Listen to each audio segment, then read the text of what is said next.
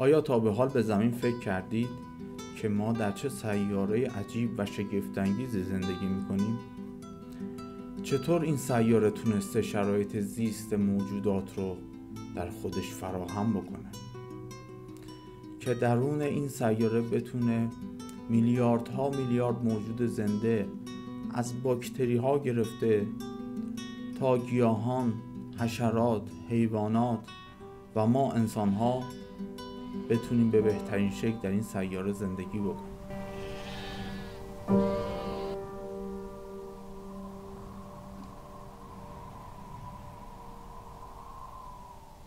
این سیاره چه فرقی داره با سیارات دیگه منظومه شمسی که در اونها حتی یک باکتری یا یک موجود زنده هم وجود نداره، اما زمین سرشار از حیات، سرزندگی و سرسبزی هست. امروز میخوام یه عامل مهم که این سیاره رو برای زیست آماده کرده بهتون معرفی کنم. این عامل تغییرات ارتفاعی سطح زمین است. ما ارتفاعات زمین رو کوه میدونیم و زمین‌های کم ارتفاع رو و پست و دشت میدونیم. آیا میدونستید که همین زمین‌های مسطحی که بهشون میگیم دشت هم در هر منطقه ارتفاع خاصی داره؟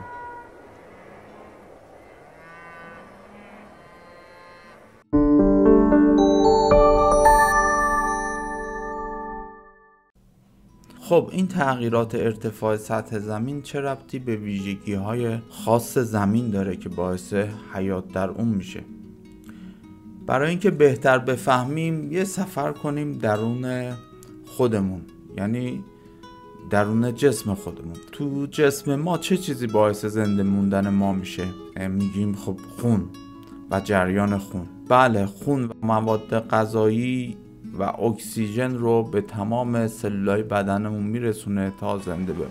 در کره زمین هم آب هست که این وظیفه رو انجام میده. املاح معدنی و مواد مورد نیاز گیاهان و دیگر موجودات رو بهشون میرسونه. بدن ما از طریق رگ‌های خونی خون رو منتقل میکنه.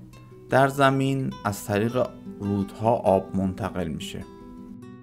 خون در بدن ما با پمپاژ قلب جریان پیدا میکنه. آب در زمین به وسیله ارتفاعات و پستی ها و نیروی جاذبه زمین جریان پیدا میکنه. نقش ارتفاعات و پستی های زمین مثل نقش قلب در بدن انسانه. اگر اینها نبودن آب نیز جریان پیدا نمیکرد و اگر آب جریان پیدا نمیکرد حیات در زمین وجود نداشت.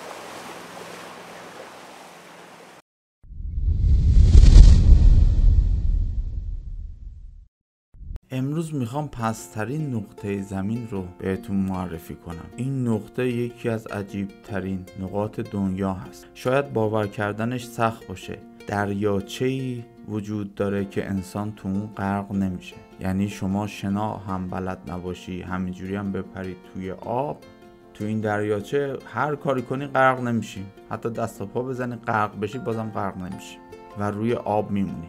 مشخصه مهم این نقطه اینه که 415 متر پایین تر از سطح آبهای آزاد دنیاست و انقدر این نقطه پایین هست که آبهایی که به وسیله رودخونها با اونجا میرسه به جای دیگه منتقل نمیشه و به دریا بر نمیگرده. برای همین املاح و نمک آب در این نقطه موندگار میشه. اسم این دریا دریای مرده است. به این علت بهش میگن مرده، چون به خاطر وجود نمک بسیار در این دریا هیچ موجود زنده‌ای تو اون وجود نداره. این دریا یا دریاچه نقطه‌ای بین مرز اردن و فلسطین هست که گردشگران بسیاری هر ساله این دریاچه را بازدید میکنن.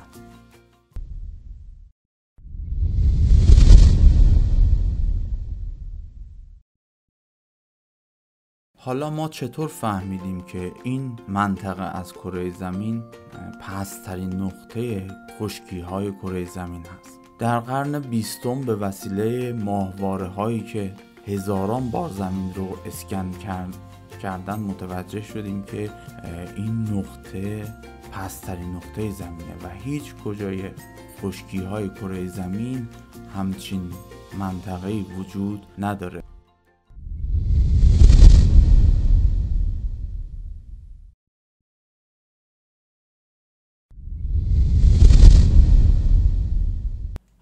اما شگفت‌انگیزتر از همه کتابی هست که قرنها پیش نوشته شده. در این کتاب به این منطقه اشاره شده و گفته این منطقه پایین ترین و پست ترین نقطه کره زمین هست، در حالی که بشر اون روز هنوز ابزاری برای تعیین ارتفاع سطوح زمین نداشته و جالبتر اینه که فردی که این کتاب رو آورده سواد خواندن و نوشتن هم نداشته.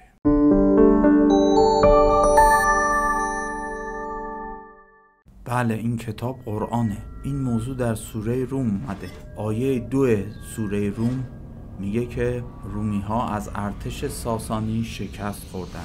این آیه به جنگ ساسانی ها و رومی ها اشاره میکنه که در همان سال نزول این آیه این جنگ شکل گرفته و رومی ها تو این جنگ مغلوب شدن. در آیه بعدی میگه که فی ادنی الارض، به فارسی میشه در پست‌ترین یا پایین‌ترین سطح یا نقطه زمین. یعنی این اتفاق جنگ در پست‌ترین نقطه زمین رخ داده. خب مردم 1400 سال پیش مفهوم دقیق این آیه رو متوجه نمی شدن تا اینکه در قرن 20 پژوهشگران قرآن به این آیه رسیدن و دیدن خیلی عجیب هست و روی این آیه زوم کردن و مطالعات بسیاری انجام دادن. در تحقیقات فهمیدن که جنگ بین ساسانی ها و رومی ها در منطقه‌ای به اسم دریای مرده اتفاق افتاده. این محققین به منابع زمین شناسی مراجعه کردند. هر چقدر تحقیق می‌کردن نتایج شگفت انگیزتر می‌شد تا اینکه فهمیدن این منطقه پست‌ترین نقطه کره زمین هست و شرایط زیست محیطی خاص به خودش رو داره.